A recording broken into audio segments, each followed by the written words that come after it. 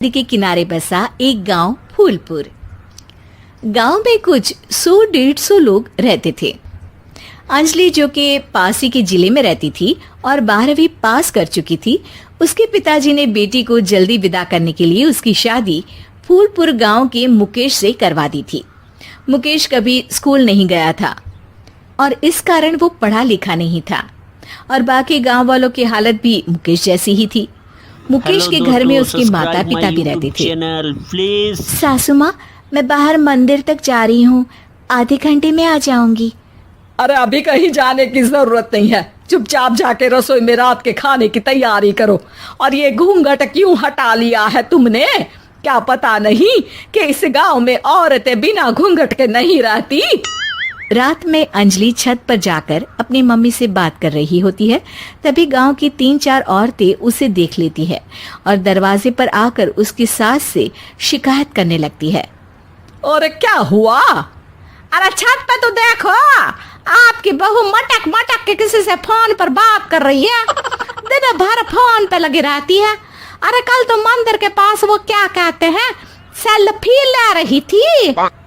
शहर की बहू रखना अच्छा शान की बात है, पर देखना इसके लक्षण से ये तो तुम्हारे परिवार को बदनाम ना कर दे। ये पहली बार नहीं था जब सास से गांव के लोगों ने अंजलि की बुराई या शिकायत नहीं की हो। अब तो ये रोज की बात थी। अंजलि ये सब सुन लेती है। जब वो नीचे जाती है तो मुकेश भी वहां आ जाता है। सास कहती है, बेटा, लोग घर आकर शिकायत करने लगे हैं बहू के कामों की, देख लो। पति हो, संयम से रखो इसे। माँ जी, मैं तो अपनी माँ से बात कर रही थी क्योंकि यहाँ कोई बात करने लायक ही नहीं है और अब मैं माँ के पास ही रहूंगी। वहाँ क्या रहना, वहाँ बाहर के लोग तो ठीक है पर घर के लोग भी इज्जत ना दे सके। अरे नहीं नहीं अंजलि, ऐसा नहीं है, धीरे धीरे सब ठीक हो जाएगा, तुम फिक्र ना करो। अरे बस कुछ बोलना ही नहीं है, सर पे चढ़ा रखा है बहू को। सास मुकेश की नरम बात सुन के वहां से मुंह चढ़ाकर चली जाती है। मैं तो कहती हूँ हम दोनों शहर चले जाते हैं। मैं पढ़ी लिखी हूँ, मुझे वहाँ नौकरी भी मिल जाएगी और थोड़े दिनों में आप भी वहाँ कुछ काम ढूंढ लेना। अरे नहीं नहीं अंजलि, हम यहाँ ना गांव का खेत, माँ पिताजी को छोड़कर शहर नहीं जा सकते। माँ पिताजी को कैसा लगेगा और गांव वाले क्या सोचेंगे? ये कहकर मुकेश सोने चला जाता है और अंजलि की गांव वालों द्वारा बुराई का सिलसिला बहुत दिनों तक चलता ही रहता है। लेकिन अंजलि गुस्सा ना दिखाते हुए समझदारी से काम लेती है। बारिश का मौसम चालू हो जाता है। जोरदार बारिश से पूरे गांव में हाहाकार मच जाता है। दुर्गा नदी में बाढ़ आ जाती है और बाढ़ का पानी पूरे गांव की फसल तबाह कर देता है।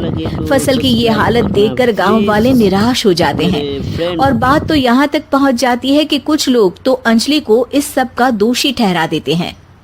अरे पूरी फसल तबाह हो गई, पता नहीं किसकी नजर लग गई है। अरे जब से चौधरी परिवार में ये शहर की बहू आई है ना, तब से ही गांव की शांति चली गई है।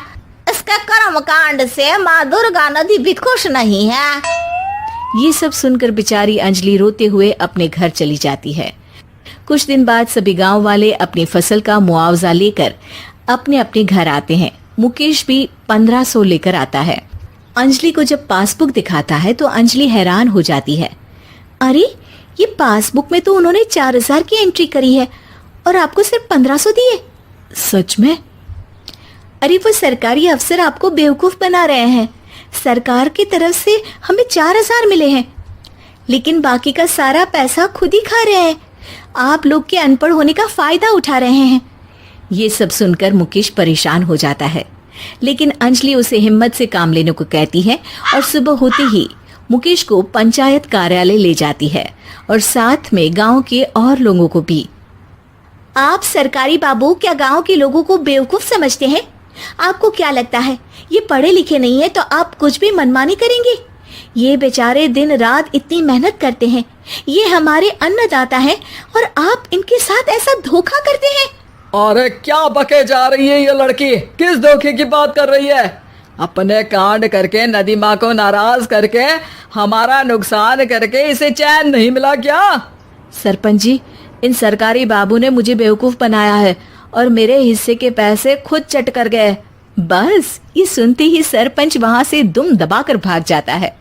पता चलता है कि जनपद अधिकारियों ने गांव के सरपंच के साथ मिलकर सबके साथ धोखा किया है।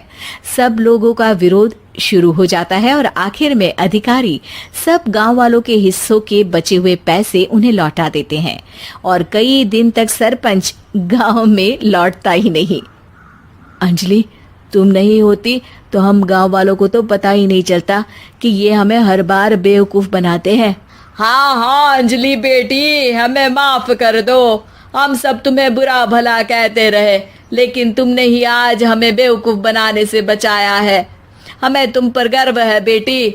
अब समझ आया कि सरपंच तुमसे नहीं, तुम्हारे पढ़े लिखे होने से नफरत करता था। क्यों ना इस बार हम अंजलि को ही सरपंच पद के लिए चुन ले? क्या कहते हो गांव वालों? पढ़ी लिखी सरपंच।